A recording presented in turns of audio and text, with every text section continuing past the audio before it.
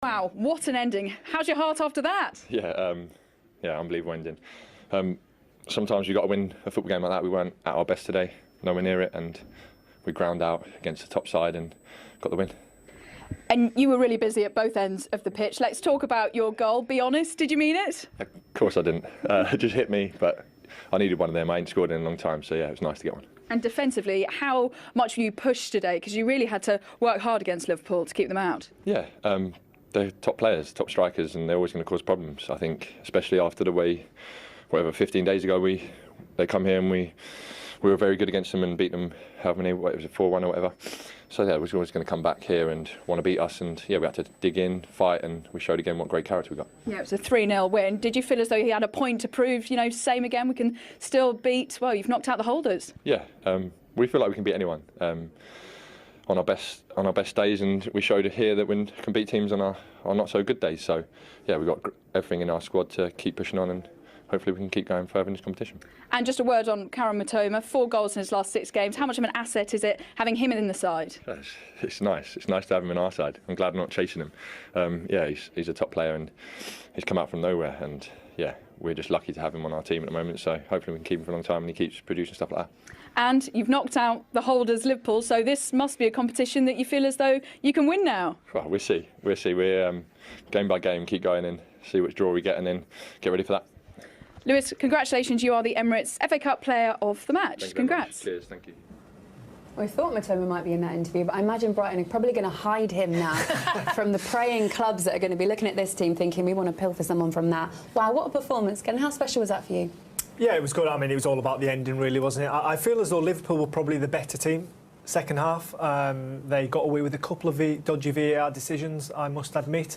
But the substitutes, they seemed to lose their way when they made the main substitutes, and then off the back of that, Brighton finished very, very strongly. We will look at a few of those decisions that you're talking about, but first of all, I want to show you the Matoma goal and how special it was. Talk me through the skill that he manages to keep hold of the ball and put it in the back of the net.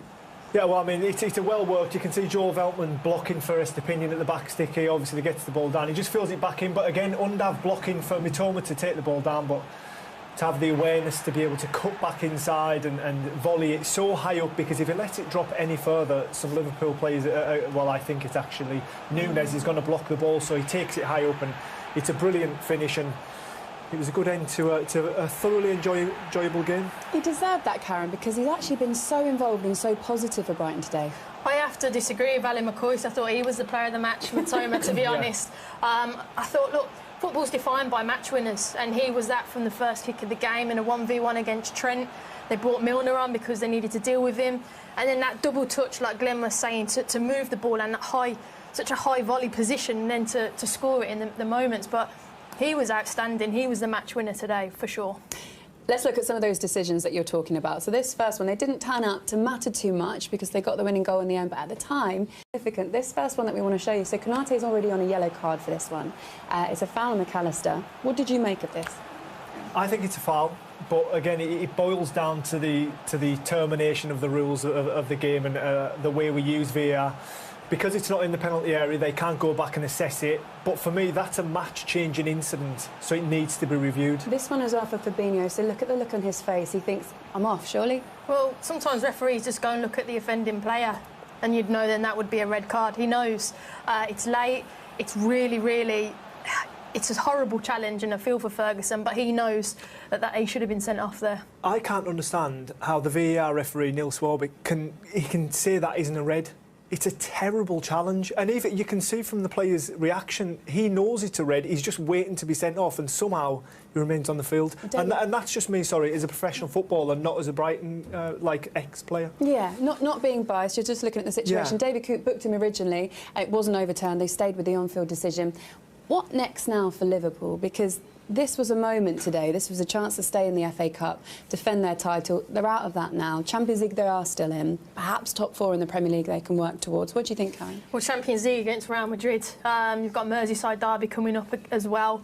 It's a big month for them, you know, on many fronts. But I thought second half, like Glenn said, the energy dropped off. I thought first half, when they're against the counter-attack, they looked okay.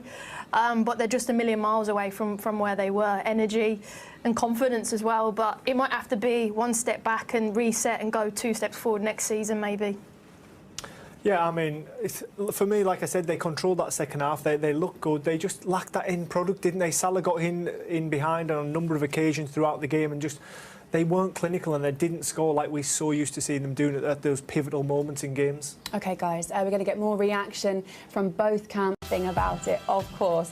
Really entertaining first half. I've enjoyed it. What have you thought, Glenn? I think it's been a brilliant FA Cup tie, end-to-end, both teams going for it. I think Brighton probably dictated play early on, and off the back of that, Liverpool found their feet. Salah got in behind a couple of occasions.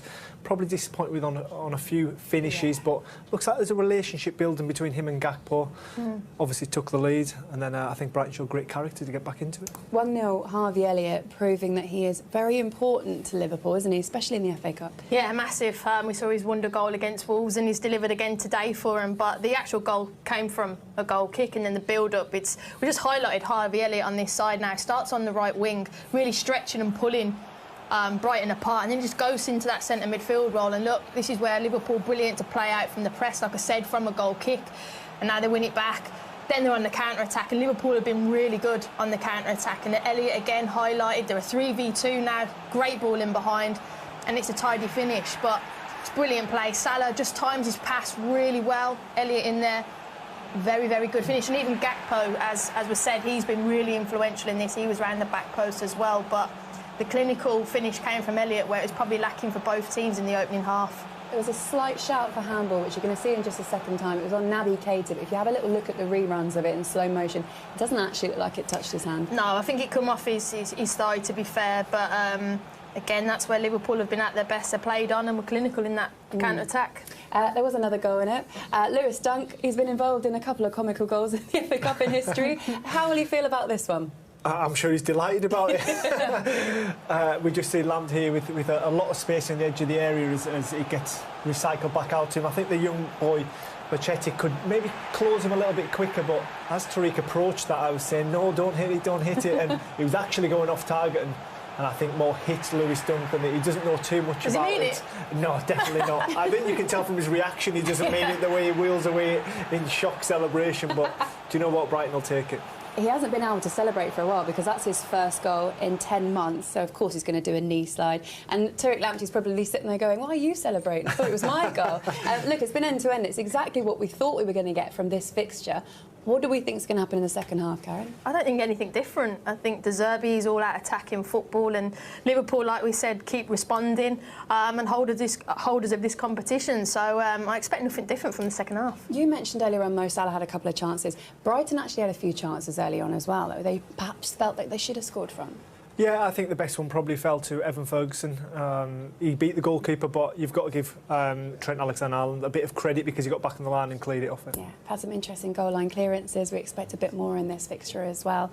OK, guys, competition time now. And if you fancy winning a sizable chunk of spending money and tickets to the FA Cup final, have a little watch of this. First half, how do you reflect on Brighton's performance so far? No, I'm not right. I think we can play better. We made too many mistakes, and we have to improve in the second half if we want to win the game. Did you think it was a handball in the build-up to Liverpool's goal? No, I didn't see it. I don't know. Thank you, Roberto. Thank you. There you go, Robert De Zerbi saying room for improvement from Brighton. Is there room for improvement for Liverpool as well? Because Mo Salah may feel like that. I thought first 20 minutes they were slow to get going, but they started to find the rhythm there. I think Dunk skipped out that, and then they're in at the back line, and then Mo Salah, the person you wanted to fall to cuts in on that left foot, but fair to Dunk, the one that made the mistake, gets back on the line and then rescues it. But they look really threatening Liverpool on the counter-attack. And then, yeah, we see Harvey Elliott here, brilliant vision, plays Salah in that position where he likes to run into him and what we're so used to seeing, but when he gets there, that crucial moment,